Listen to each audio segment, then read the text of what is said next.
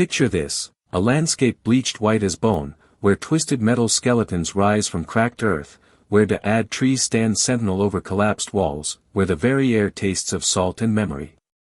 This is Villa Epecuén today, 600 kilometers southwest of Buenos Aires, where the ruins of an entire civilization emerge from receding waters like a drowned Atlantis slowly exhaling its secrets. Buildings crumble under crusts of crystallized salt. Rusted bed frames poke through debris like ribs through decaying flesh. Staircases lead to nowhere, their destinations consumed by time and brine. The wind howls through empty window frames, carrying with it the whispers of 1,500 vanished lives, the echoes of prosperity turned to dust, the bitter taste of ambition drowned in its own excess. 25,000 tourists now visit these ruins annually, the same number who once flocked here for healing and luxury. But what they find today is not restoration, but revelation. What dark bargain did this place strike with ambition? What hubris transformed paradise into purgatory? And what does this ghost town whisper about the price we pay when we build our dreams on unstable ground, when we construct entire worlds on foundations we know, somewhere deep in our souls, cannot possibly hold? The story begins not with catastrophe, but with promise, with the kind of glittering vision that has always driven human ambition forward, that transforms empty land into fortunes, that sees profit where others see only wilderness. In the early 20th century, long before the flood, before the ruin, before the salt-encrusted silence that now defines this place, there was water. Lago Epecuén, a salt lake nestled in the pampas grasslands of Buenos Aires province, had been known to indigenous peoples for centuries, had been witness to their ceremonies, their healings, their understanding of the land that predated maps and property deeds and entrepreneurial schemes. Local legend claimed the lake was born from the tears of a great chief, salted by his grief over a lost love, his sorrow so profound it carved a basin in the earth and filled it with water 10 times salter than the ocean. Whether poetry or truth, whether myth or memory, the lake possessed extraordinary properties that could not be dismissed or explained away by skeptics. Its mineral-rich waters contained concentrations of sodium carbonate, magnesium, calcium, and other elements that rivaled the Dead Sea, that made the water impossibly dense, impossibly buoyant, impossibly healing. Indigenous communities had long recognized its therapeutic potential, bathing in its briny depths to treat ailments, to soothe aching bodies worn by labor and time, to find relief that conventional medicine could not provide. But healing water alone does not build empires. Raw natural resources, no matter how remarkable, require transformation into capital, require the intervention of vision and marketing and that particular kind of entrepreneurial hunger that characterized Argentina's so-called Golden Age, that era when the country was among the world's wealthiest, when Buenos Aires styled itself the Paris of South America, when everything seemed possible and prosperity seemed inevitable and permanent. Enter an English developer whose name has been largely lost to history, swallowed by time and flood and the general indifference toward those whose schemes ultimately fail, but whose ambitions were not small, whose vision was grand, whose understanding of human desire was acute. In the early 1920s, this unnamed Englishman secured a lease on the land surrounding Lago Epecuén, paying whoever claimed ownership, navigating whatever bureaucracy existed, positioning himself to transform this remote corner of the Pampas into something that could generate serious wealth. He understood something fundamental about money and desire, about the economics of hope. People will travel great distances and pay substantial sums for the promise of transformation, for the possibility of becoming different, better, healthier versions of themselves. The waters, he decided with the certainty of all great promoters, would become Argentina's premier therapeutic destination, a place spoken about in the same breath as European spas, a place where the wealthy would come not as visitors but as pilgrims seeking miracles. To legitimize his claims, to transform folk wisdom into marketable science, he hired Italian scientists to study the lake's composition and document its curative properties in language that would convince educated, skeptical, wealthy patrons that this was not mere superstition but genuine medicine. Their reports were favorable, clinically validating what indigenous wisdom had known for generations but lacked the institutional authority to monetize. The water could treat rheumatism, that affliction of aging bodies and manual labor. It could address skin conditions, those visible markers of illness that isolated sufferers from polite society. It could even, the report suggested with careful hedging that left room for hope without legal liability, help manage diabetes, that mysterious disease that was becoming increasingly common as diets changed and lifestyles shifted. Here was medicine disguised as leisure, profit wrapped in the language of wellness, exploitation dressed in the robes of healing. The marketing was brilliant because it was partially true, because the water did possess genuine properties, because people who bathed in Lago Epecuén often did feel better, whether from the minerals or the placebo effect or simply the relief of escaping their ordinary lives for a few days of rest beside still water under endless sky. In 1921, Villa Epecuén was formally established on the eastern shore of the lake, given a name, given structure, given the administrative reality that transforms empty land into a place on maps. The name itself was strategic, evocative, maintaining a connection to indigenous legend while signaling something new, something modern, something that belonged to the 20th century's promise of progress and prosperity. The vision was ambitious from the beginning: transform this remote corner of the Pampas into Argentina's answer to European spa towns, a place where the wealthy of Buenos Aires could escape urban pressures and immerse themselves in healing waters under skies unmarred by industrial smoke, a place where the middle classes could aspire to visit, could save for years to afford, could tell their friends about with pride. The location was strategically perfect. Far enough from the capital to feel like genuine escape, like another world entirely, but close enough for weekend visits, for short holidays that did not require the expense and commitment of international travel. Within a year, a railroad station connected Villa Epecuén to Buenos Aires, making the journey accessible to the upper and middle classes who could afford such indulgences, who had the leisure time to spend days soaking in salt water, who had the disposable income to pay for hotels and treatments and the elaborate performance of genteel resort life. The town grew with remarkable speed, with the kind of explosive development that happens when capital identifies opportunity and rushes to exploit it before competitors arrive. Hotels sprouted along the shoreline, their balconies overlooking the glittering expanse of salt water that was simultaneously natural wonder and economic engine. Guest houses and lodges multiplied to accommodate the increasing flow of visitors who arrived every summer season, their numbers swelling year after year as word spread about Villa Epecuén's healing properties, as testimonials circulated, as the town established itself as a legitimate destination rather than a speculative venture. Restaurants appeared to serve elaborate meals to guests who expected the same quality they enjoyed in Buenos Aires. Shops opened selling souvenirs, necessities, luxury goods.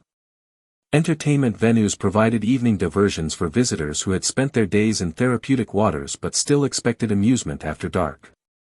The town was not just a collection of buildings but an entire infrastructure designed around the single purpose of extracting wealth from tourists while making them feel pampered, healed, transformed. By the 1940s, Villa Epecuén had established itself as a significant presence in Argentina's tourism economy, no longer a speculative venture but a proven success.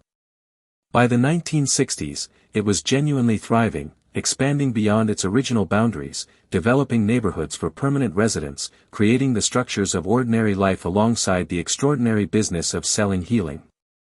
By the 1970s, at its absolute peak, at the moment when it seemed most permanent, most successful, most secure in its prosperity, the town could accommodate 5,000 visitors simultaneously, with unofficial accommodations in private homes and improvised spaces pushing total capacity to 7,000.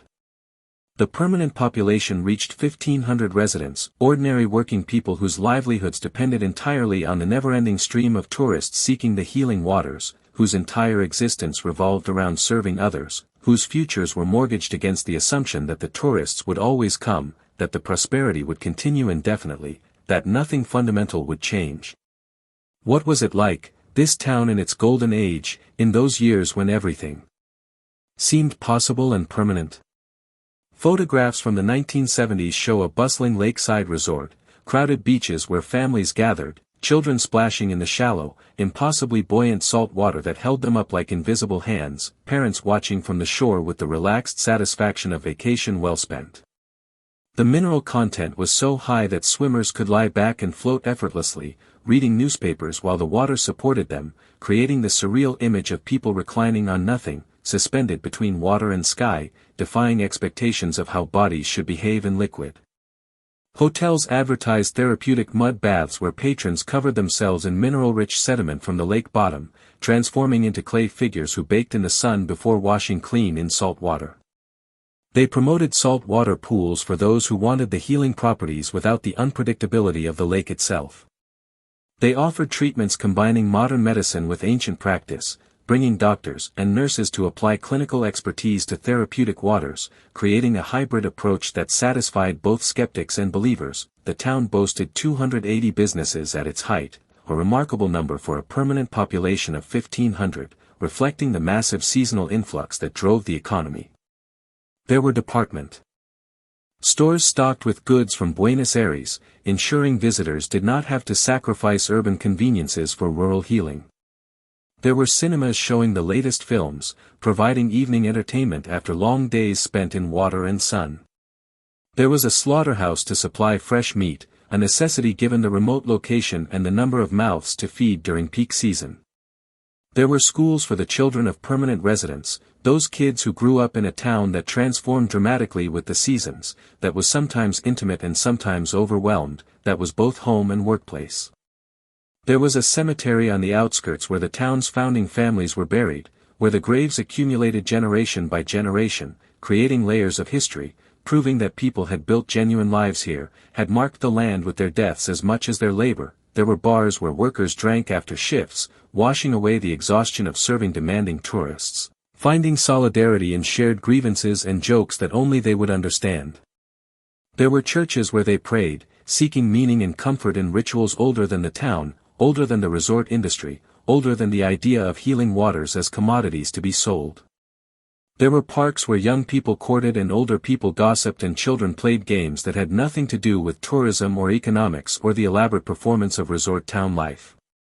There were homes where families fought and reconciled and celebrated and mourned, where the ordinary dramas of human existence unfolded behind closed doors, invisible to the tourists who saw only the pleasant facades, the smiling service workers, the carefully maintained illusion that Villa Epecuén existed solely for their benefit and pleasure, but beneath the prosperity, beneath the cheerful tourism brochures and the testimonials about miraculous cures and the photographs of happy families. Floating in impossible water, there existed another reality that few acknowledged and fewer documented. The workers who made Villa Epecuén function, the maids who cleaned hotel rooms and changed linens and scrubbed bathrooms used by strangers, the cooks who prepared elaborate meals in overheated kitchens while wealthy guests complained about minor imperfections, the groundskeepers who maintained the beaches and picked up trash and ensured the waterfront remained picturesque, the mechanics who kept ancient vehicles running with improvised parts and determination. These people lived precarious lives entirely dependent on seasonal tourism. When summer ended and Buenos Aires visitors returned to their comfortable urban lives, what happened to those whose entire existence revolved around serving them? The hotels reduced staff to skeleton crews. The restaurants closed or operated with limited menus. The shops shuttered their windows. The town contracted into itself, waiting for the next season, hoping it would come, praying the tourists would return. The wealth that flowed through Villa Epecuén during peak season, the substantial sums paid for rooms and treatments and meals and entertainment, did not accumulate locally in any meaningful way. It flowed out, back to Buenos Aires investors who owned the hotels, to national chains that operated multiple properties, to developers who extracted profit while reinvesting the minimum necessary to maintain operations. The permanent residents got by, certainly. Some prospered modestly, opening successful businesses that served both tourists and locals, accumulating enough to educate their children, to build comfortable homes, to achieve a version of middle-class stability. But they were building their futures on fundamentally unstable ground, and not just metaphorically, not just in the sense that all economic prosperity is vulnerable to shifts in taste and fortune, but literally, physically, in the most concrete possible way. The lake itself was changing, had been changing for years, in ways that anyone paying attention could not miss but that most people chose to ignore because acknowledging the change would require difficult decisions and expensive interventions. Unnoticed by most visitors who came for weeks and saw only pleasant water and healing properties, unmarked by the town's boosters who had every incentive to deny problems that might discourage tourism, Lago Epecuén was growing. A long-term weather pattern had been delivering far more rainfall than usual to the surrounding hills for years throughout the 1970s and early 1980s, part of natural climate variation that operates on timescales longer than human memory typically preserves. The lake, having no natural outlet, no river to drain excess water, could only expand.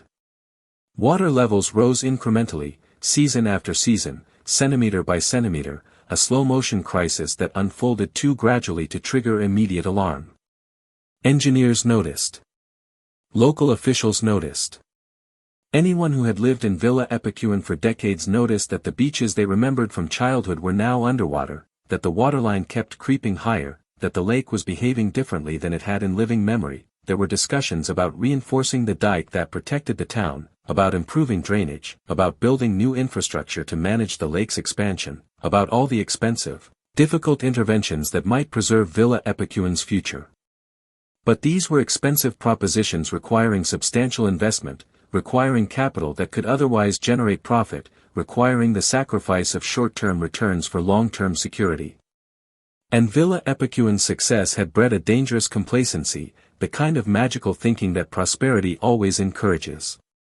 The town had survived for 6 decades. Surely it would survive another. The waters had always been gentle, had always been manageable, had always been the source of prosperity rather than threat. Why divert substantial capital to address a problem that seemed theoretical, distant, manageable through hope and denial and the assumption that catastrophe always happens to someone else, somewhere else, never here, never to us? The 1980s arrived with economic turbulence across Argentina, convulsions that distracted attention from local concerns, that made the rising lake seem trivial compared to national crises. The country was emerging from military dictatorship, grappling with the aftermath of the Dirty War, processing trauma on a massive scale. It was navigating political instability as democracy returned without stable institutions to support it. It was fighting hyperinflation that destroyed savings and made long-term planning impossible, that created an atmosphere of perpetual crisis where everyone focused on immediate survival rather than future risks. Villa Epecuén still functioned, still drew tourists, but the golden age glow had begun to tarnish. Maintenance was deferred because funds were tight and priorities had shifted. Infrastructure aged without replacement because investing in the future seemed foolish when the present was so uncertain. The lake continued rising, lapping higher on the beaches each year, but this seemed a minor concern compared to broader national crises, a problem that could wait, that would somehow resolve itself, that surely was not as serious as pessimists claimed. By November 1985, Lago Epecuén had swollen significantly beyond its historical boundaries, had expanded to dimensions unprecedented in recorded history, was testing the limits of the infrastructure designed to contain it.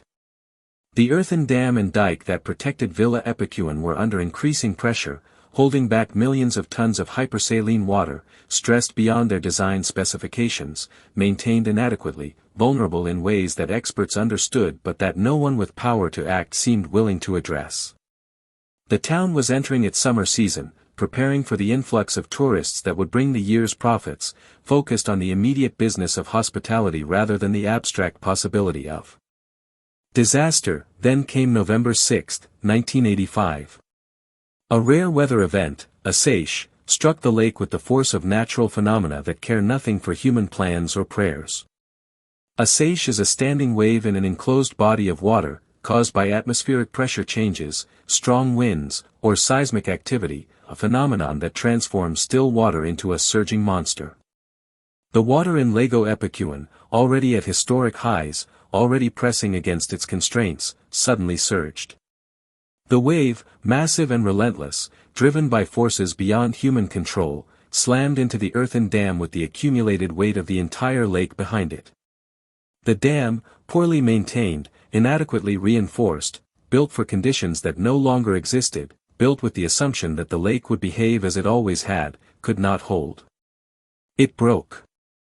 The earthen structure, which had seemed so solid, so permanent, so reliable, simply came apart, disintegrating under pressure it was never designed to withstand. Water poured through the breach, a brown wall of brine rushing toward Villa Epecuén, carrying with it the accumulated minerals of the lake, carrying the weight of all those years of rising water, carrying the price of all that deferred maintenance and denied risk. The water surged toward the dike that was Villa Epecuén's last defense, the final barrier between the town and the lake, the structure that everyone had assumed would protect them indefinitely. The dike, never designed to withstand such force, never imagined having to hold back the entire lake, crumpled within hours. The water found every weakness, every poorly compacted section, every design flaw, and exploited them all simultaneously, overwhelming the structure not gradually but in a catastrophic cascade of failure. The flood that followed was not sudden apocalypse, not the dramatic inundation of movie disasters where everything changes in minutes. It was slow doom, which in many ways was worse, was more psychologically devastating, gave people time to watch everything they had built slowly disappear without being able to stop it. The water rose progressively, for feet in the first days, then higher still, advancing with the inexorable patience of natural forces that cannot be negotiated with or delayed or diverted by human will. 1,500 residents had time to evacuate, gathering what they could carry, making desperate decisions about what to save and what to abandon, watching from higher ground as the salt water consumed their homes, their businesses, their entire way of life. The flood was thorough but gradual, giving them time to escape with their lives but not time to save anything substantial, not the furniture that had been in families for generations, not the photographs that documented their histories, not the businesses they had built from nothing, not the structures that embodied their labor and dreams. They watched the water rise for days, then weeks, then months, standing on hilltops and rooftops and any elevation they could find, witnessing the systematic erasure of their world. First the streets flooded, water flowing down familiar paths they had walked thousands of times. Then the first floors disappeared, water rising up walls, entering through doors and windows, filling rooms where they had lived their lives. Then second floors vanished, then roofs, then only the tallest structures remained visible, islands in an expanding sea, until finally even those disappeared and Villa Epecuén existed only underwater, only in memory, only as a wound that would never fully heal. By 1993, 8 years after the initial flood, Villa Epecuén lay under 10 meters, 33 feet, of salt water. The entire town, everything they had built over 6 decades, every structure that had housed their lives and livelihoods, was submerged beneath a gray-green surface that stretched to the horizon, that reflected sky and clouds, that gave no indication of the drowned world beneath. The weight of that water did terrible things, inflicted damage that went far beyond simple submersion. Salt water is corrosive in ways fresh water is not, attacks materials that fresh water would simply saturate. The minerals that had once drawn tourists for healing now became agents of destruction, chemical weapons attacking everything they touched. Wooden structures dissolved, wood fibers breaking down under the assault of salt and water and time, collapsing into themselves, becoming unrecognizable. Metal corroded spectacularly, rust spreading like cancer, eating through steel and iron, transforming solid objects into fragile shells that crumbled at the slightest pressure. Concrete cracked and crumbled, the water finding every weakness, every air pocket, every imperfection in the mixing, exploiting them all, reducing supposed permanence to rubble. Paint peeled away in great sheets, exposing bare walls to further assault, creating abstract patterns of destruction. Windows shattered under pressure, glass that had framed views of lake and sky and daily life exploding inward, adding shards to the debris accumulating on floors that no one walked anymore. Roofs collapsed under the weight of water above and the deterioration of supporting structures below, creating jagged silhouettes that served as markers for buildings whose functions were no longer identifiable. Trees died, their roots poisoned by salt concentrations no plant could survive, their trunks becoming bleached monuments to a forest that no longer existed, standing corpses that would remain upright for decades, testimony to what had been. The water preserved nothing and destroyed everything, slowly, inexorably, year after year, working with the infinite patience of natural processes that operate on their own timelines without regard for human urgency or grief. For a quarter century, Villa Epecuén ceased to exist above the waterline. It became a memory, a tragedy, a cautionary tale whispered in nearby Kara where some evacuees had fled, where they tried to rebuild lives from nothing, where they carried the trauma of watching their entire world drown in slow motion, of being powerless to stop it, of understanding with terrible clarity that everything they had assumed was permanent had been temporary all along. The 1,500 former residents scattered across Argentina, finding work where they could, taking whatever jobs were available, starting over in middle age or old age, rebuilding from nothing with the knowledge that nothing they rebuilt would ever replace what they lost. They carried the memory of Villa Epecuén with them, told their children and grandchildren about the town that drowned, tried to explain what it felt like to lose not just a home but an entire community, an entire way of life, in a disaster that could have been prevented with better planning, better maintenance, better priorities. But water, like ambition, like human fortune, is not static, does not remain in one configuration forever. The same weather patterns that had flooded Villa Epecuén eventually reversed, part of the same natural cycles that had created the flood in the first place. Drier seasons arrived. Rainfall decreased.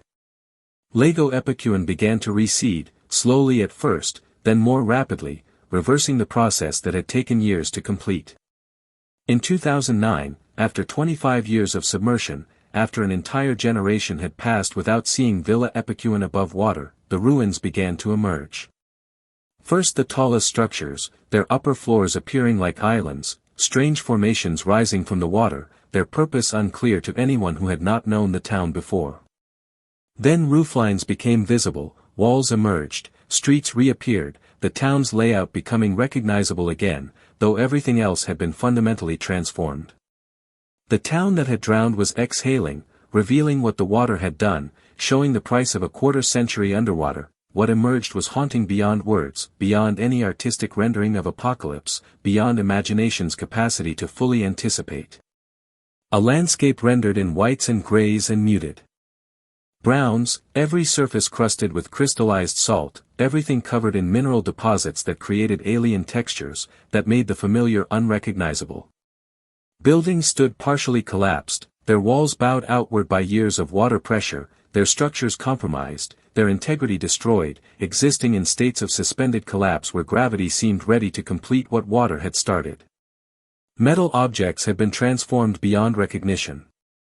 Cars, farm equipment, industrial machinery, the tools and vehicles that had facilitated daily life, had become rust sculptures, abstract forms that suggested their original purposes without clearly revealing them, archaeological artifacts from a civilization that had ended only decades ago. Trees stood completely bare, every leaf and branch stripped away, leaving only white skeletal trunks and limbs reaching toward empty sky in postures that suggested agony, that looked like permanent screaming.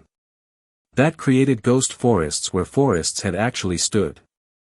The town's layout was still visible from above, streets still traced their original paths, the logic of urban planning still evident, but everything else had been fundamentally altered, transformed from living town into dead monument, from functioning community into archaeological site, from home into ruin. In 2009, as the ruins emerged, one man made a decision that seemed to everyone who knew him either profoundly moving or completely insane. Pablo Novak was born in Villa Epecuén in 1930, had lived most of his life there, had experienced the town's golden age, had known it when it was alive and prosperous and full of promise.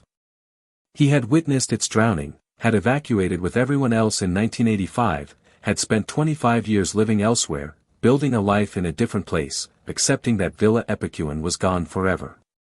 He was 79 years old when the ruins emerged from the receding waters, an old man by any measure, an age when most people seek comfort and security rather than adventure and hardship.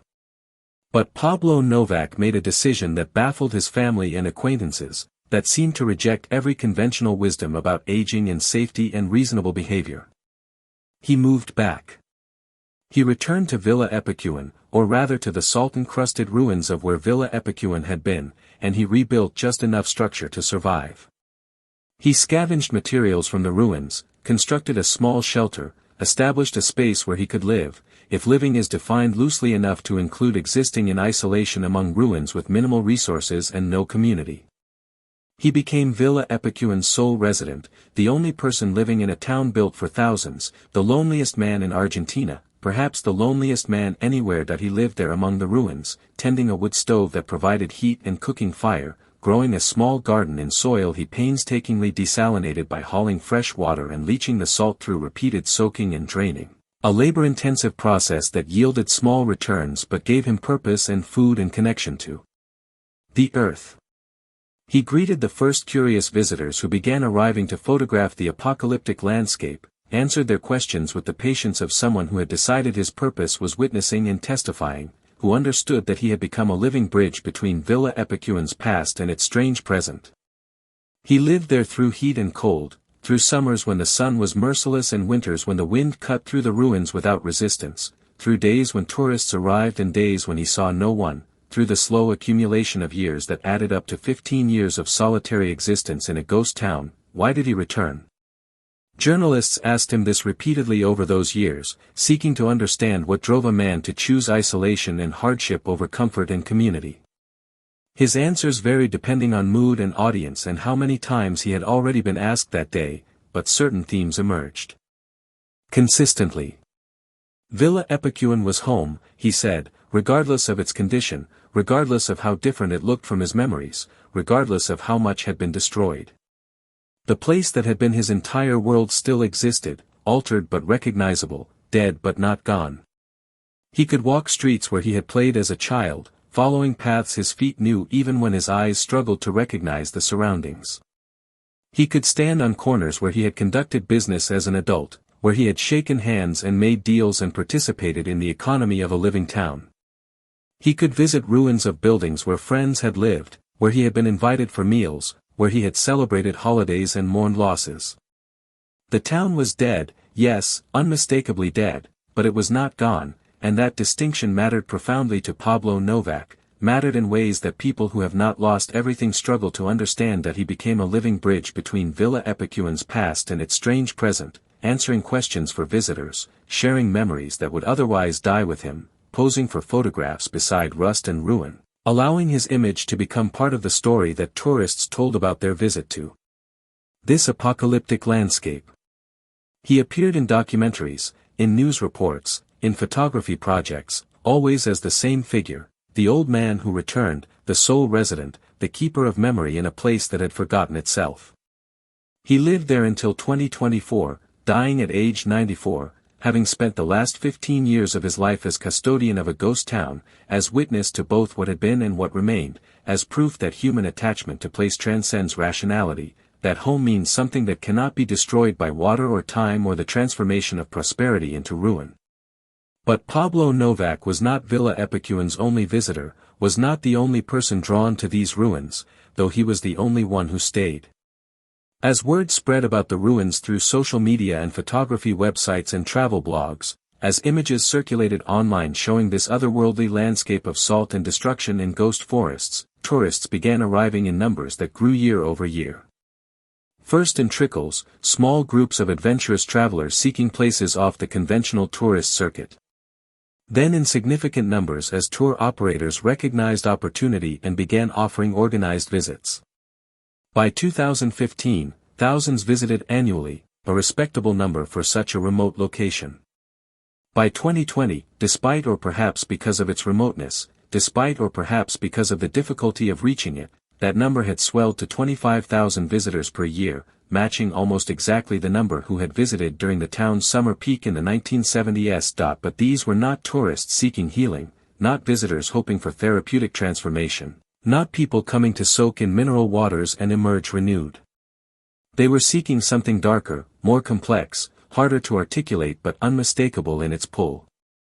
They came to witness catastrophe made tangible, to walk through ruin that was recent enough to feel connected to the present rather than safely distant in historical time. They came to take photographs of destruction, to capture images of apocalyptic landscapes that would generate social media engagement, that would mark them as travelers who sought authentic experiences rather than conventional destinations. They came because Villa Epecuén had become something more valuable than a resort town, something more marketable than healing waters. It had become a symbol, an aesthetic experience, a place where the photogenic qualities of decay could be consumed without the discomfort of recent tragedy, where catastrophe had been rendered safe for tourism. What does Villa Epecuén symbolize in its current incarnation? Walk through the ruins and the answers multiply, proliferate, contradict each other in ways that reveal more about the visitors than about the place itself. There is the obvious lesson about hubris, about building on unstable foundations, about ignoring warning signs because prosperity makes us complacent, because acknowledging risk requires uncomfortable action, because denial is easier than preparation until the moment disaster arrives and denial becomes impossible. The lake was rising for years, visible to anyone who looked, measurable by anyone with instruments, undeniable to anyone willing to see. But addressing that reality would have required money and effort and political will and the sacrifice of short-term profits for long-term security. Easier to hope, to assume, to defer action until action becomes impossible, until the only choice left is evacuation and loss. There is also the lesson about class and labor, about who bears the cost when systems fail, about whose lives are disrupted and whose remain comfortable when catastrophe strikes. The wealthy visitors from Buenos Aires lost vacation homes, weekend retreats, places they visited occasionally for pleasure but that were not central to their existence or identity. They lost investments, certainly, lost property and the money spent acquiring it, but they did not lose their lives in any fundamental sense. The 1,500 permanent residents lost everything that mattered. They lost their homes, the physical spaces where they had lived their daily lives, where they had raised children and grown old and accumulated the objects that made existence comfortable and familiar. They lost their jobs, the work that provided income and purpose and structure to their days. They lost their community, the web of relationships that sustained them, the neighbors and friends and familiar faces that constituted their social world. They lost their entire way of life, everything that gave their existence meaning and continuity. Where was the compensation for these losses? Where was the support system that should have existed for people whose lives were destroyed by infrastructure failure? The answer is there was none, or there was so little as to be effectively meaningless. They scattered and rebuilt alone because that is what working people do when structures collapse around them, because no one is coming to save them, because the systems designed to extract their labor during prosperity do not exist to protect them during catastrophe. This is the dark truth that Villa Epecuén reveals to anyone willing to see it. The costs of failure are borne by those least able to afford them, while those who profited from the system that failed escape relatively unscathed. There is the lesson about environmental exploitation, about extractive relationships with nature, about the consequences of treating natural resources as commodities that exist solely for human benefit. Villa Epecuén's entire existence depended on extracting value from Lago Epecuén's mineral properties while giving nothing back, while treating the lake as a resource to be marketed rather than a natural system to be respected.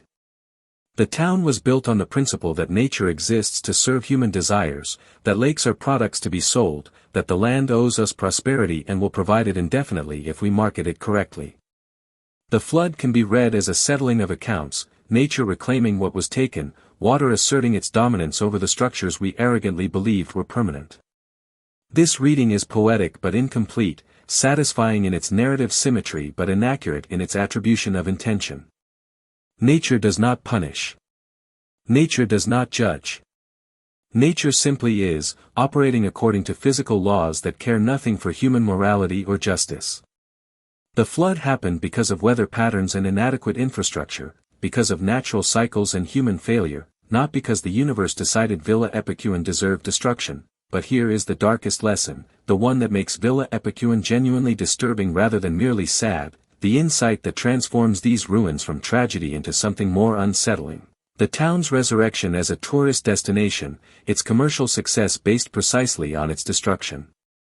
25,000 people now visit annually to photograph ruin, to walk through catastrophe rendered safe, to experience the aesthetic pleasure of decay without having to live through the trauma that created it. There are tour guides explaining what happened in simplified narratives suitable for groups of 20. There are entrance fees charged by nearby Cairo, monetizing access to ruins. There are gift shops selling postcards of salt-encrusted buildings and skeletal trees, allowing visitors to take home commodified images of others' tragedy. Villa Epecuén failed as a resort town, drowned, emerged destroyed, and immediately became profitable again precisely because of its destruction, because of its transformation into ruin. Catastrophe is marketable. Apocalypse is photogenic.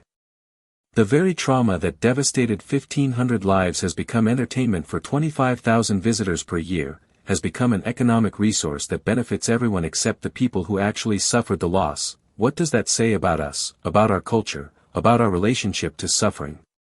What does it reveal about how we consume tragedy, how we aestheticize loss, how we transform others' pain into our own pleasure. These are uncomfortable questions that most visitors never ask, that would ruin the experience if examined too closely, that challenge the innocent enjoyment of spectacular ruins. But they hover over Villa Epecuén nonetheless, unavoidable for anyone willing to think critically about what they are doing there, about what it means to visit a place where people lost everything, to photograph the physical evidence of their loss, to enjoy the experience enough to recommend it to others, to return home with images that mark us as adventurous travelers who seek authentic experiences. The ruins today attract a particular type of visitor, or perhaps they attract all types of visitors, but certain types are more visible, more vocal, more present in the way they document their experience. Urban explorers arrive documenting forgotten places, adding Villa Epecuén to portfolios of abandoned sites, treating it as content for websites and videos that rack up views and generate revenue. Photographers come seeking dramatic landscapes for Instagram and other social platforms, composing shots carefully, waiting for the right light, returning multiple times to capture the perfect image that will generate likes and comments and the social capital of appearing interesting. Artists arrive drawn to the visual power of decay, to the textures and colors that emerge when human structures break down, when salt transforms surfaces, when destruction creates unintended beauty. General tourists come because they have heard this is a place worth visiting, because it appears on lists of Argentina's most unusual destinations, because it offers something genuinely strange, genuinely unlike anywhere else, genuinely memorable, and they all find what they came for, because Villa Epecuén delivers on its apocalyptic promise. The place is genuinely spectacular in its desolation, genuinely moving in its strangeness, genuinely unlike anywhere else most people have ever been. The salt incrustation creates textures and colors unlike anything in conventional experience, transforming ordinary materials into extraordinary surfaces. Everything is white or gray or rust orange, an entire town bleached of color, reduced to tonal variations, existing in a palette that seems deliberately artistic but is simply the result of minerals doing what minerals do. The dead tree forest is particularly striking, hundreds of bare trunks standing in formations that seem intentional but are simply the pattern of where trees once grew, their branches creating intricate patterns against the sky, their wood bleached pale by salt and sun and years of exposure. The collapsed buildings offer endless compositions for photographers, walls standing at impossible angles, defying gravity in ways that make viewers question whether the images have been manipulated, rooms open to the elements, their interiors exposed like dollhouses, revealing the layouts of lives that are no longer lived, staircases interrupted mid-flight, leading to floors that no longer exist, going nowhere, doorways framing views of nothing, creating portals that once marked transitions between spaces but now mark only absence. The place is undeniably beautiful in its way, beautiful in the manner of ruins throughout history, beautiful because destruction creates accidental art, because entropy generates patterns human artists spend careers trying to replicate. But beauty and exploitation are not mutually exclusive, are not opposite ends of a spectrum but rather two aspects of the same experience.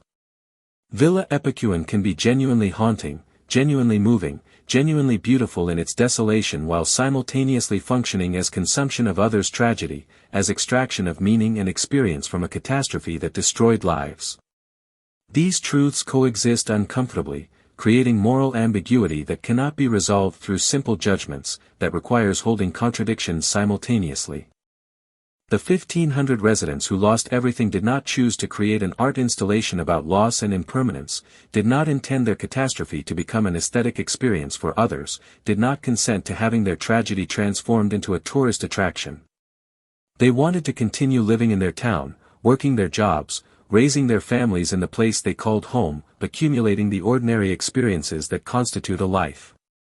Their catastrophe has been repurposed as spectacle without their consent, transformed into an economic resource that benefits tour operators, nearby hotels, gift shops, everyone except the people who actually suffered the loss. This is extractive in precisely the way Villa Epecuén's original relationship with the lake was extractive, taking value while giving nothing back, treating human tragedy as raw material to be processed and sold. There is one more figure who must be mentioned in Villa Epecuén's story, one more voice that speaks to the experience of those who lived through the drowning. In 2011, photographer Juan Mabromeda captured Norma Berg standing beside the ruins of her family home, creating an image that circulated widely, that became iconic in its representation of loss. The photograph shows an older woman, her face marked by time and sun and the accumulated experiences of a hard life, gesturing toward collapsed walls and empty spaces where rooms once stood. Her body language suggests explanation, the physical act of describing something that no longer exists to someone who cannot see it, who can only imagine based on her words and gestures. She had grown up in Villa Epecuén, had absorbed its patterns and rhythms into her identity, had raised her own family there, passing on the connection to place that anchors human existence. She had evacuated in 1985 and never returned permanently, could not or would not rebuild a life in the ruins, chose survival elsewhere over witnessing in place, but she visited sometimes, making the journey from wherever she had resettled, walking through what remained, running her hands over salt-encrusted walls, standing in spaces that once had roofs and purposes. She showed journalists and photographers where her house had stood, described what the street had looked like when it was alive with children playing and neighbors talking and the ordinary traffic of daily life. She tried to convey what had been lost, what could not be photographed or documented or fully communicated to people who had not experienced it, who knew Villa Epecuén only as ruins, who could not imagine it alive. There is something unbearably poignant about these visits, about returning to a place that looks nothing like memory, about standing in ruins and trying to explain what once was to people who can only see what is, about bearing witness to absence. The contrast between Pablo Novak and Norma Berg is instructive, revealing the range of responses to catastrophic loss, the variety of ways human beings process trauma. Novak returned and stayed, choosing solitude among ruins over comfort elsewhere, making Villa Epecuén his entire world again despite or perhaps because of its transformation. Berg visited but did not return, could not or would not rebuild a life in the catastrophe's aftermath, chose to preserve her memories rather than confront their ruins. Both responses are valid. Both are traumatic. Both reveal deep attachment to place and profound grief at its loss.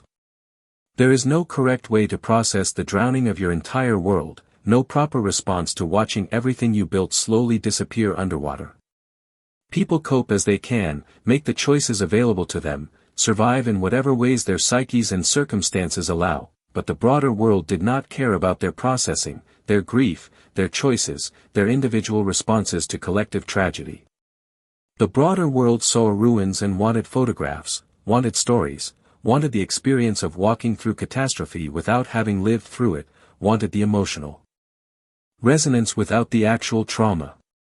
This is what makes Villa Epecuén's current existence so deeply ambiguous, so morally complex. The place serves a purpose, provides value, creates experiences that visitors describe as meaningful, but none of that value flows back to those who lost everything, none of that meaning acknowledges their suffering except as historical context for present consumption. Today, Villa Epecuén exists in a strange liminal state between death and afterlife, between abandonment and preservation, between forgotten and famous. It is not alive but not fully dead, not functioning as a town but not completely erased. It is a town without residents except for the 25,000 annual visitors who pass through, take photographs, leave, treating it as a destination rather than a home, as an experience rather than a place where people lived. The local government in Kara has designated it a protected area, preventing further development or salvage, preserving the ruins as they are, maintaining them through benign neglect rather than active intervention. This is presented as cultural preservation, as recognizing historical significance, as protecting an important site, but preservation for what purpose? For whom? The people who live there do not benefit from its preservation. The ruins are maintained not for them, not to honor their memory or acknowledge their loss, but for tourists, for outsiders, for the continued consumption of their tragedy. Villa Epecuén is preserved because ruined Villa Epecuén is more valuable than cleared land, because the catastrophe is marketable in ways that recovery never could be. This is the ultimate irony, the final twist in Villa Epecuén's story. The town was built to serve outsiders, to provide healing and leisure to Buenos Aires visitors, to extract wealth through service. It failed, drowned, emerged destroyed, and immediately resumed serving outsiders, providing dramatic backdrops for photography and the frisson of walking through recent catastrophe. The town has never existed for its own sake, for its residents, for the people who actually live there. It has always been extraction, always been exploitation, first of the lake's minerals, then of workers' labor, now of trauma itself as aesthetic experience. The only thing that has changed is the product being sold, first healing, now haunting, and yet. There is something undeniably powerful about Villa Epecuén's ruins, something that transcends the problematic aspects of its current existence as tourist destination. Standing there, surrounded by salt-encrusted desolation, confronting the physical evidence of impermanence, of how quickly prosperity can turn to catastrophe, of how nature reclaims everything we build, there is a kind of terrible clarity that emerges. We build on unstable ground, all of us, everywhere, always. We construct lives and communities on foundations that could shift or crumble at any moment, and we do so knowing this fragility intellectually while refusing to believe it emotionally, while proceeding as though permanence is possible, as though security can be achieved, as though the future we envision will actually arrive intact.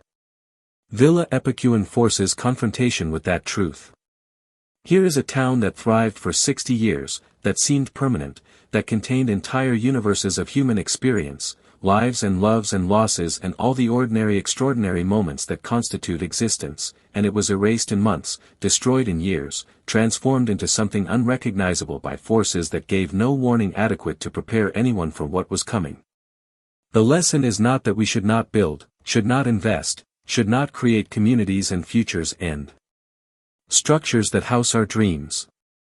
The lesson is that we must build with humility, with acknowledgement of precariousness, with systems that protect the vulnerable when structures fail, with recognition that the ground beneath us is always unstable in some way, that the waters are always rising somewhere.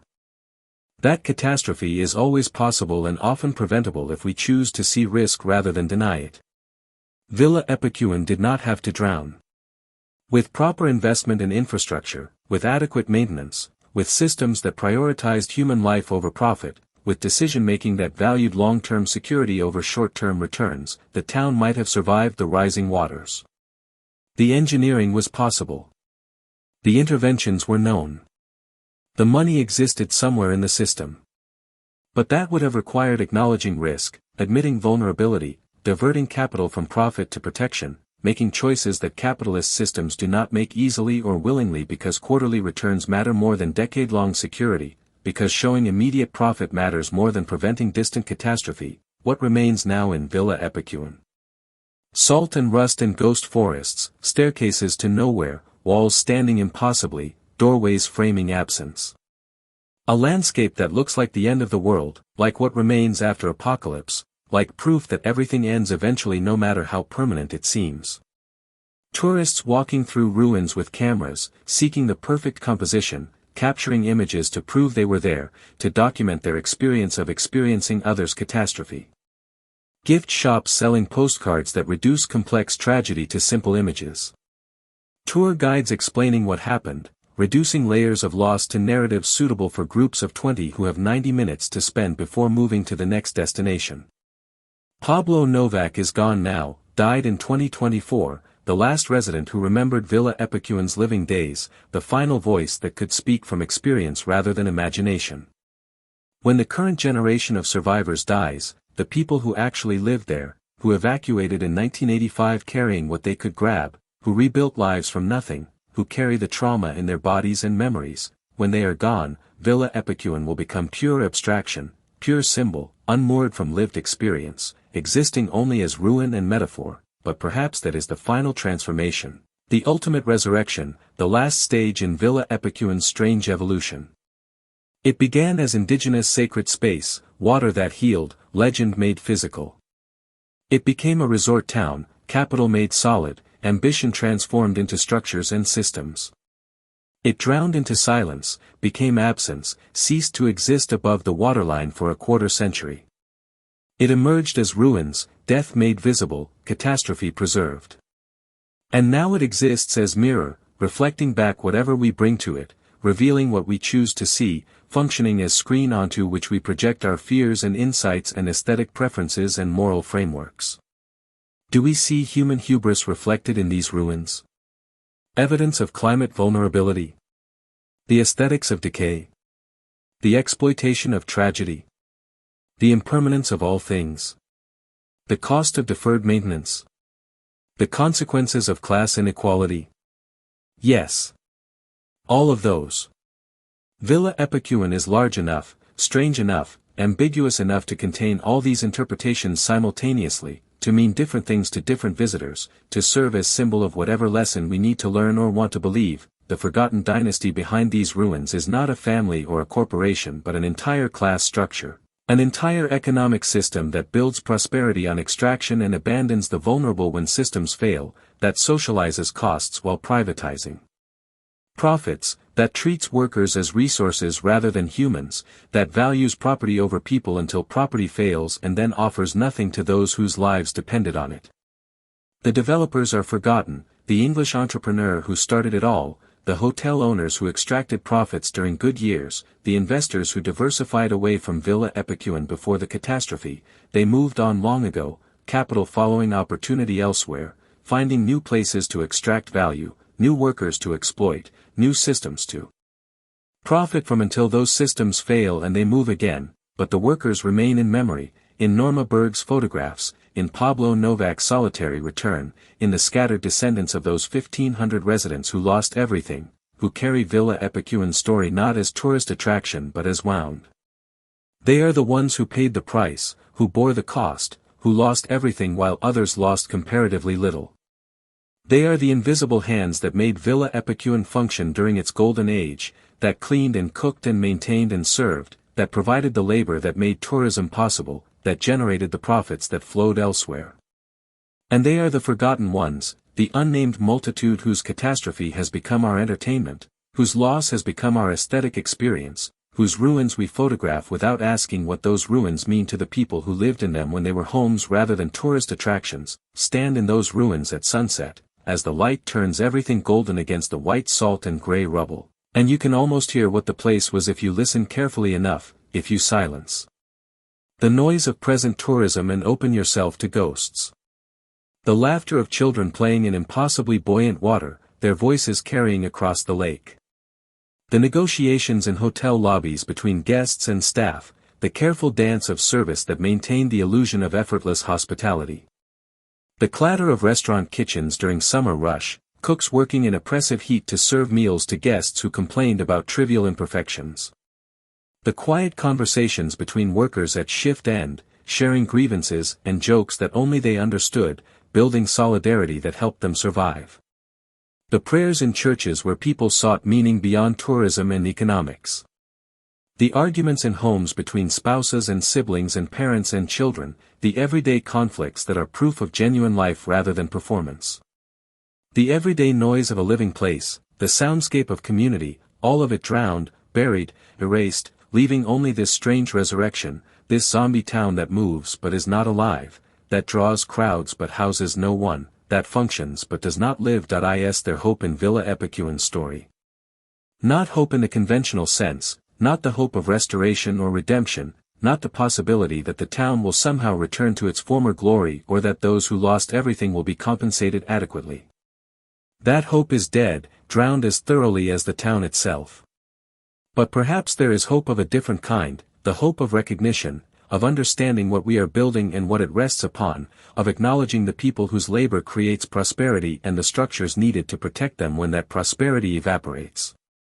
Perhaps the hope that someday we will build towns not just to extract value but to sustain life, not just to serve tourists but to house communities, not just to generate profit but to create places worth preserving not as ruins but as living, breathing, functioning human spaces.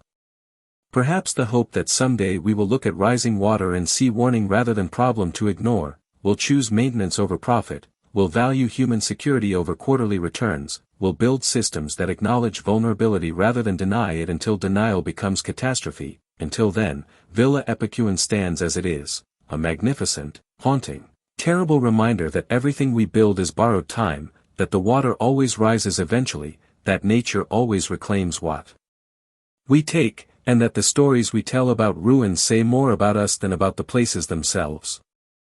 The town drowned. The town emerged. The town serves its purpose still, just a different purpose than its builders intended, a darker purpose that reveals uncomfortable truths about how we consume tragedy and aestheticize loss. And 25,000 tourists visit each year, cameras ready, eager to photograph the beautiful. Terrible truth that Villa Epecuén offers freely to anyone willing to see it. We are all building on unstable ground, the flood is always coming, what remains when the waters recede is never what we hoped, and the only question that matters is whether we will learn from ruins or simply photograph them and move on to the next destination, the next experience, the next consumption of others' catastrophe dressed up as meaningful travel.